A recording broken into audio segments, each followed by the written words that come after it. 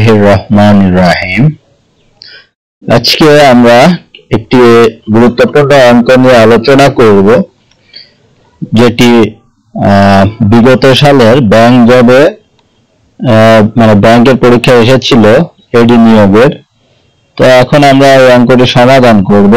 The profit earned by selling an article for টাকা 900 is double the loss incurred when his same article is sold for 450.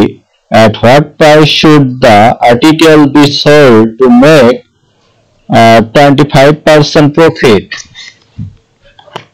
তো এখানে আমাদের যে তথ্যগুলো দেওয়া আছে সেটি হলো এই যে এখানে আমি একটি পণ্য দিয়েছি, একটা ফোন। মনে করি একটি ফোনের দাম 900 টাকা বিক্রয় করলে যে লাভ হয় 450 টাকায় বিক্রয় করলে তার দ্বিগুণ ক্ষতি হয়। তো আমাদের এই প্রথম লাইনটি তাই বলছে। তারপরে at what price should the article be sold, মানে এই মোবাইল ফোনটি এখন আমি যদি 25% লাভে বিক্রয় করি, তাহলে এর আমার যে প্রকৃত ক্রয় মূল্য, এই ফোনটা আমি আগে যে টাকা দিয়ে কিনেছিলাম,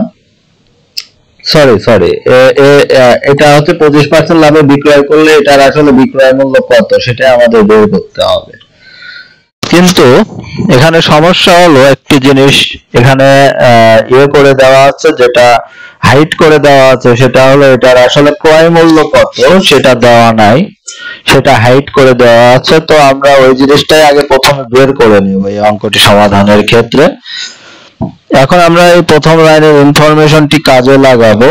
এখন আমরা ধরে নেব যে এই ফোনটির দাম ক্রয় মূল্য হলো x টাকা। যদি ফোনটির ক্রয় মূল্য x টাকা হয়, তাহলে 900 মাইনাস x সমান আমরা লিখতে পারি, মানে 900 যদি ফোনটির বিক্রয় মূল্য হয়, তাহলে মাইনাস এটা হচ্ছে x হলো ক্রয় মূল্য, আর বাদ বাকি টাকা তাহলে লাভ হয়ে যাবে। তো এখানে সেই লাভটার দরকার নাই, এখানে বলতেছে যে 900 মাইনাস x ইকুয়াল টু আমরা লিখতে পারি সমান লিখতে পারি কি, এই যে এই তথ্যটা যে তার দ্বিগুণ পরিমাণ ক্ষতি হবে। তো এই সমীকরণটি আমরা এই প্রথম লাইন অনুযায়ী তৈরি করেছি।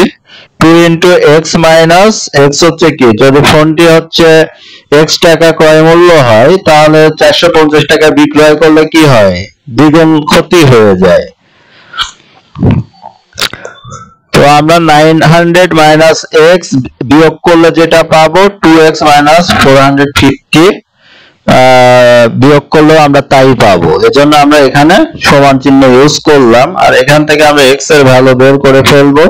সেটা হবে 600, আর 600 এর 25% যদি আমরা করি পাবো 200, আর 600 টাকা যেহেতু ফোনটির ক্রয় মূল্য আমি কিনেছিলাম 600 টাকা দিয়ে, তাহলে 25% যদি এখন যোগ করে দেই পাবো 750 টাকা।